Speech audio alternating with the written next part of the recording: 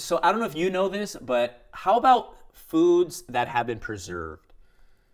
That had been Naturally, preserved. naturally preserved foods. Like Obviously if we they were had, like if I had apples and then I stored them for the for the winter time. winter time. Yes, yes. I know I've watched a lot of homestead videos, and they're always like, guys, I'm going to show you how to pickle these cucumbers into the winter and all that, because those were grown with a different light, right? Is that where we Hmm. kind of started this artificial environment? Hmm. Yeah, I'm not a fan of preserving food at all. I don't Okay. think if we look at, I always compare ourselves to wild animals and, squirrels, they store nuts for the winter time, Mm. and they're high fat.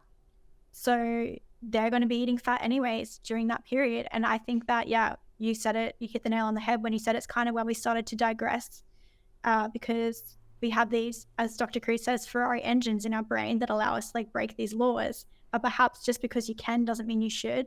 I mean, Mm. we all want to eat beautiful apples in the middle of winter with cream on top around a fire, but for our health, it's probably not a good idea. And I know I have clients that say, so Kira, if I turn the heat on and I'm constantly warm in wintertime, does that mean I can eat carbs? And I'm like, no.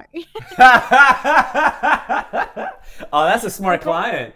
Yeah, I'm like, no. Have you listened to anything that I've taught you? No, I'm kidding.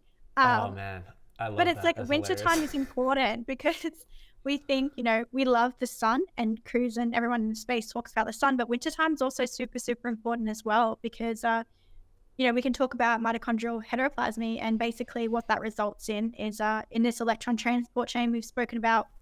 I Hmm. know maybe you can include a photo somewhere on this, but it's basically like these different cytochromes, and they're all, one after the other, these different proteins and these different steps that electrons move through. Hmm.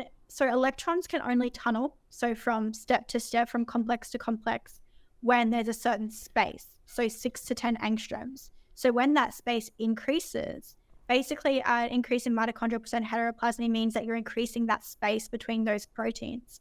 And so when you get to a certain point that's bigger than 10 angstroms, those electrons can't tunnel, which means you're losing energy. And so they can become reactive oxygen species, and they can also Mm. just disappear. So you're Wow. literally losing energy, and then you're needing more energy to clean up that mess that you've kind of made. You can kind of think of it like, I know that episode on The Office where that guy, he kind of spills that big bowl of spaghetti bolognese on the ground. Chili. Yeah, yeah, Yeah, Kevin. That's Kevin. He's just like scooping up his famous pot of chili. yeah, yeah. So that's what you're making your mitochondria do Wow. when you don't have a nice space in between your complexes. Um, And so wintertime, so we get a natural increase, and we also get a natural increase as we age in this space between these proteins. But in wintertime, when you're getting cold, you're actually moving them closer together. And so you're actually decreasing this space. And Right. so that's why things like ice therapy, getting cold, is so important, especially in 2023.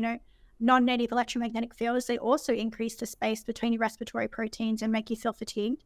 They also collapse the exclusion zone water. So that's Wow. another reason why they're bad. But yeah, so it's not just about cheating your environment. It's really embracing that, because over hundreds of thousands of years, we've completely adapted to suit these cycles like yin and yang, night and day, cortisol, melatonin. They're these coupled cycles that one's not better than the other. We need them. It's like a symbiotic relationship between the two. And when we start to uncouple any of these, we're going to see disease. You can't really biohack 3.8 billion years of evolution.